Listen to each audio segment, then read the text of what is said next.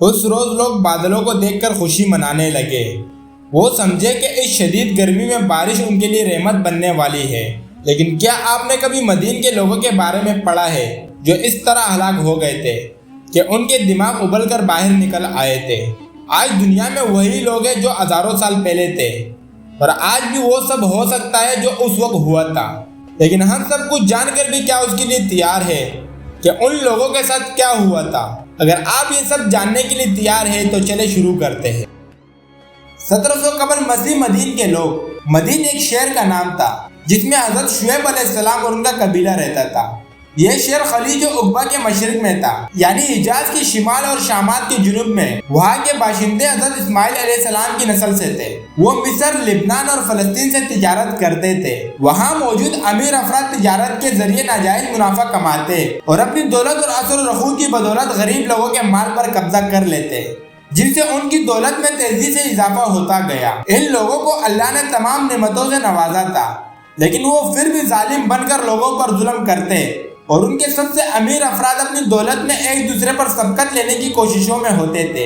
यहाँ तक कि अल्लाह ने इस कौम में हजरत शुएब अलैहिस्सलाम को अपना पैगंबर बनाकर भेजा। कुरान करीम में हजरत शुएब अलैहिस्सलाम और उनकी कौम का तज़किरा 11 मकामात पर आया है। दुनिया में जितने भी अंबिया कराम मबूस फरमाए गए, दावत का मुश्तरका मकसद हुकूक अल्लाह यानी अल्लाह की इबादत और हुकूक इबाद जिसका ताल्लुक इंसानों से है, उनकी तालीम देना था। दुनिया में कौम लूत के बाद शुएब अलैहिस्सलाम की वो कौम थी जो दोनों हुकूक पामाल कर रही थी।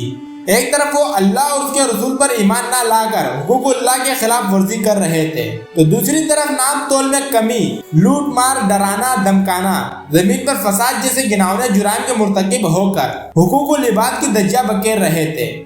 कुरान करीम में कौम शुएब अलैहिस्सलाम के 3 तरह के अयूब का जिक्र मिलता है। एक ये कि वो लोग कुफर और शिर्क में मुब्तला थे और दरख्तों की पूजा करते थे। दूसरा ये कि तिजारत में बेईमानी और नाप तोल में कमी कर देते हैं। तीसरा ये कि रास्तों में बैठकर लूट मार करते हैं, लोगों के अमवाल छीनते हैं और गुंडागर्दी करते हैं। बल्कि अगर ये कहा जाए कि दुनिया में गुंडा टैक्स की बुनियाद कौम शुएब ने ही रखी तो यह कहना बेजा ना होगा। हज़रत शुएब अलैहिस्सलाम ने पहले उन्हें तौहीद की दावत दी, फिर उनकी हरकतों पर उन्हें खबरदार किया, जिसका जिक्र कुरान में उनके अल्फाज के साथ मौजूद है। मेरी कौम अल्लाह की इबादत करो, उसके सिवा कोई तुम्हारा माबूद नहीं। तुम्हारे पास तुम्हारे परवरदिगार की तरफ से निशानी आ चुकी है, तो तुम नाप तोल पूरी तरह किया करो और लोगों को चीजें कम ना दिया करो, और जमीन में इस्लाह के बाद खराबी ना करो। अगर तुम साहिब ईमान हो तो समझ लो कि ये बात तुम्हारे हक में बेहतर है, और हर रास्ते पर मत बैठा करो। जो शख्स अल्लाह पर ईमान लाता है उसे तुम डराते और राह हक से रोकते हो। और याद रखो, जब तुम बहुत तोड़े थे फिर अल्लाह ने तुमको कसीर कर दिया, और देखो क्या हुआ अंजाम फसाद करने वालों का। हजरत शुएब अलैहिस्सलाम की नसीहतों पर उस कौम के कुछ लोगों ने आपकी बात पर यकीन कर लिया, लेकिन दूसरी तरफ हजरत शुएब अलैहिस्सलाम की तौहीद की दावत सुनकर कौम के मुतकब्बिर सरदार सख्त गुस्सा हो गए और उन्होंने हजरत शुएब अलैहिस्सलाम को धमकियां देना शुरू कर दी।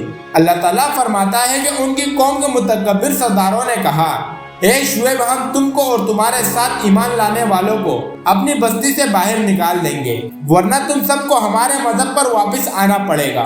हजरत शुएब अलैहिस्सलाम की नसीहतों को सुनकर उनके मुतकब्बिर सरदारों ने उनसे कहा, जिसका जिक्र कुरान में इन अल्फाज के साथ मौजूद है, तुम उनमें से हो जिन पर जादू कर दिया जाता है, और तुम तो सिर्फ हमारी तरह के आदमी हो, और हमारा ख्याल है कि तुम झूठे हो। अगर तुम सच्चे हो तो हम पर आसमान से एक टुकड़ा ला गिरा दो।